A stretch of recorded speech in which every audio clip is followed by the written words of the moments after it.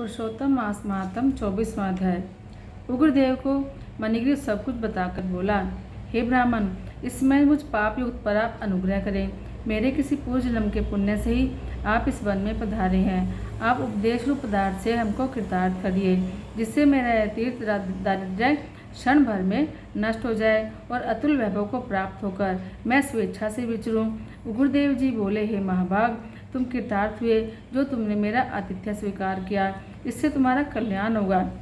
बिना व्रत, बिना तीर्थ, बिना दान, बिना परिश्रम तेरा दारिद्र्य नष्ट हो जाएगा। ऐसा ही मैंने निश्चय किया है।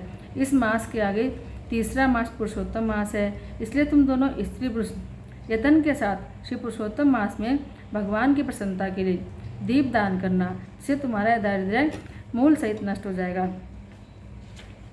तिलों के तेल से दीपदान करना, ऐश्वर्य होने पर घी से करना। इस समय इस वन में बसते हुए तेरे लिए दूसरा कोई उपाय नहीं है।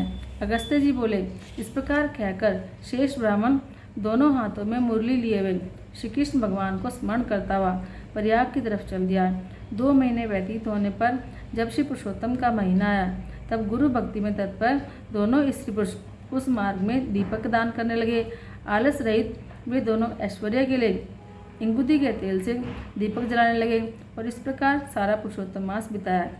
उग्रदेव की कृपा से अंतःकरण को शुद्ध करके अंत में मरण को प्राप्त हो स्वर्ग को गए और वहाँ के सब तीर्थों को भोग कर उग्रदेव की कृपा से वे दोनों शेष जन्म को प्राप्त हुए। पूर्व जन्म में जो मृगसिंह में तुम तत्पर थे, उस जन्म में वीर भाव के पुत्र चित्रभाव के नाम से विख्यात हुए। इस समय तेरे आधे अंग को हरने वाली जो तेरी पत्नी है, वह पति के पुण्य का आधा भाग लेती है। इंगुदी के तेल से श्री पुरुषोत्तम मास में दीपदान करने से तेरा अकंटक राज्य है।